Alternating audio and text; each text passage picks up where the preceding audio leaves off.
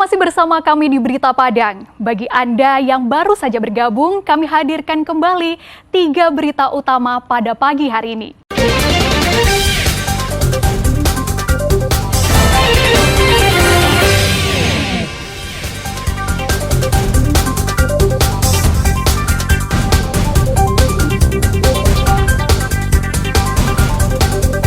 Tentara di Solo budidayakan jamur tiram untuk menopang perekonomian dan ketahanan pangan.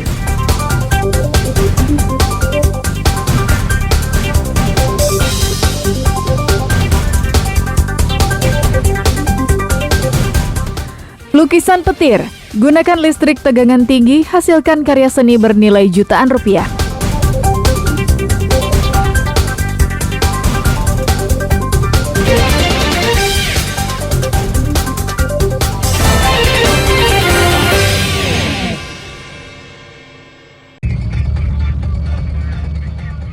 Anggota tim Kelewang Polresta Padang Sabtu sore bergegas menuju daerah mata air di selatan kota Padang.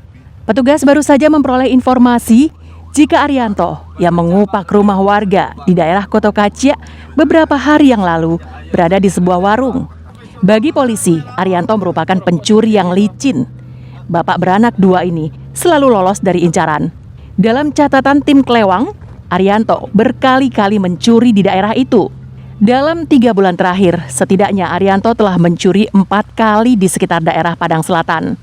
Saat mengetahui kedatangan polisi, Arianto langsung kabur. Tapi polisi menembaknya. Sebelum diperiksa di Mapolresta Padang, peluru yang bersarang di kakinya dikeluarkan dokter di Rumah Sakit Bayangkara Polda Sumbar. Arianto ditangkap setelah korban melapor. Saat itu, korban kehilangan sebuah telepon genggam seri terbaru dan uang tunai 3 juta rupiah. Korban juga menyerahkan rekaman kamera pengintai untuk memudahkan polisi. Hasil pemeriksaan, Arianto mengaku mencuri berdua dengan temannya, Uco. Saat beraksi, mereka berbagi tugas. Arianto mengupak rumah, sedangkan Uco mengamati daerah sekitar. Telah kita amankan seorang tersangka berjenis serial AH di mencuri di daerah Kotokacia, sebuah rumah, yang mana tersangka mengambil 1 buah handphone dan uang tunai senilai 3 juta berupa rumah surat.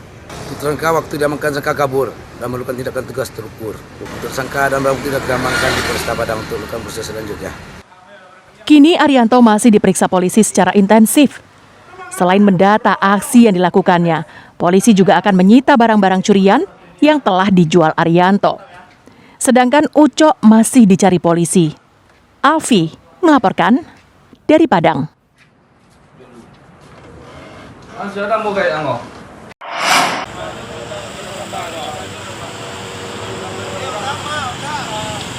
Polisi Kota Tangah Jumat siang pekan silam menangkap 2 pelajar di sebuah warung di bawah jembatan Pulai, kawasan Kota Tangah, pinggiran Kota Padang. Keduanya ditangkap berkat laporan masyarakat yang curiga mereka akan tawuran. Polisi mencari pelajar lain dan menemukan belasan pelajar di dekat sebuah SPBU di Kayu Kale. Semua pelajar itu ditangkap dan dibawa ke Mapolsek Kota Tangah untuk diperiksa. Hasil penggeledahan, polisi menemukan pisau dan batu.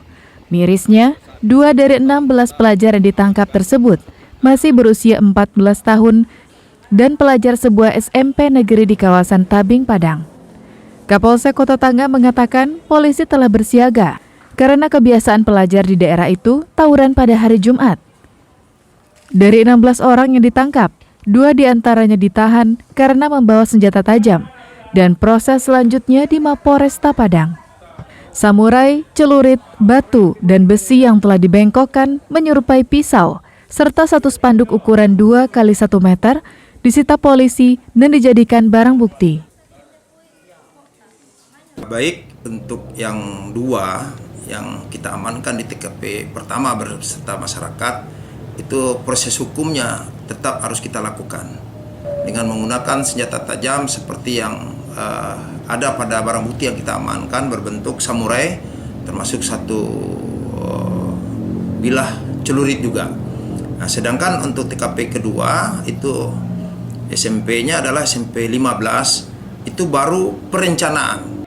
Fitri Neliawati, salah seorang orang tua yang anaknya ditangkap mendukung penuh sikap tegas polisi.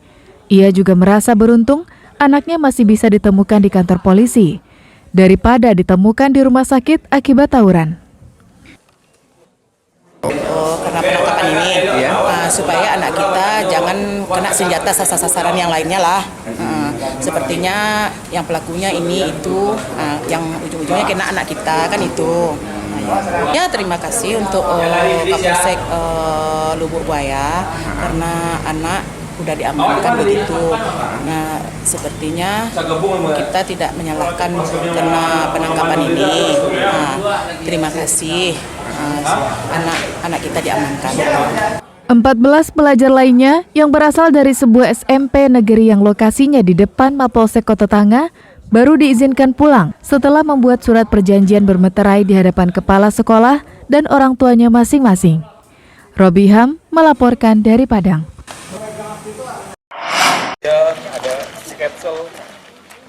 Untuk meningkatkan ketahanan pangan dan perekonomian anggotanya, Komando Distrik Militer 0309 Solo mengembangkan budidaya jamur tiram. Para prajuritnya dilatih membudidayakan jamur yang bisa diolah menjadi berbagai jenis makanan tersebut. Sejumlah prajurit menanam jamur tiram di dalam ruangan tertutup. Bibitnya dimasukkan ke botol yang telah diisi tanah dicampur serbuk kayu. Hanya dalam 1,5 bulan, jamur tiram sudah bisa dipanen. Dandim 0309 Solo mengatakan, kegiatan ini merupakan program pemberdayaan prajurit dan masyarakat. Sejumlah komando rayon militer di daerah itu bahkan sudah mengikuti dan mencontoh. Bahkan sebagian prajurit juga mengembangkan di rumah masing-masing. Bapak Kasat memotivasi kami untuk bagaimana di wilayah ini mengembangkan ketahanan pangannya. Nah, kemudian atensi dari Bapak Pangdam juga dan Bapak Danrem 032 Wirabraja, Brigjen TNI Pemanto. Beliau membuat program namanya P3MP, Program Pemberdayaan Prajurit dan Masyarakat Produktif. Ini udah berapa lama? Dari 1,5 bulan.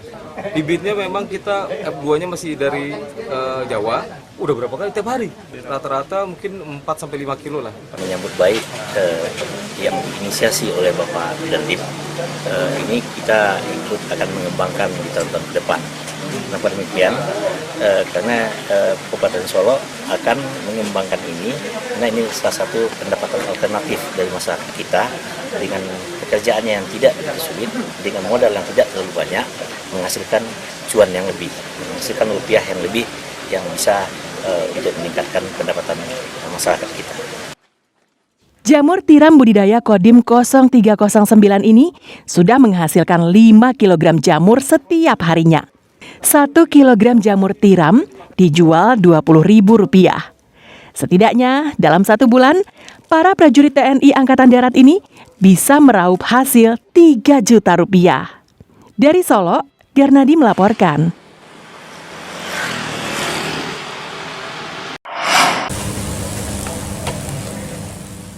Melukis dengan menggunakan kuas atau cat mungkin sudah lazim. Namun, bagaimana jika melukis dengan menggunakan arus listrik bertegangan tinggi? Di Padang, seorang pengrajin elektromotor menciptakan karya lukisan cantik berbentuk sambaran petir di atas kayu mahoni dengan memanfaatkan arus listrik bertegangan tinggi. Lukisannya pun terjual hingga jutaan rupiah. Berlokasi di kawasan Paraklaweh, Kecamatan Lubuk Begalung, Kota Padang, Jarot menciptakan hasil karya seni yang unik dari arus listrik bertegangan tinggi. Jarot menyebut hasil karyanya seni lukisan petir. Potongan kayu mahoni dioles baking soda dan minuman bersoda sebagai pengantar arus. Kemudian dibakar dengan arus listrik bertegangan 2200 volt. Menggunakan alat khusus yang dibuatnya sendiri. Hasil pembakaran tersebut membentuk rangkaian bunga seperti sambaran petir.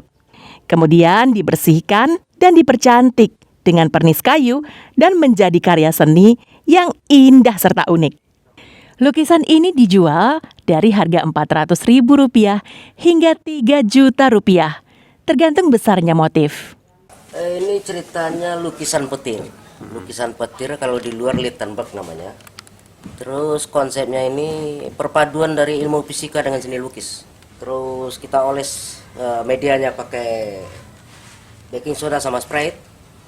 Kita cas pakai listrik 2200 volt tegangan tinggi.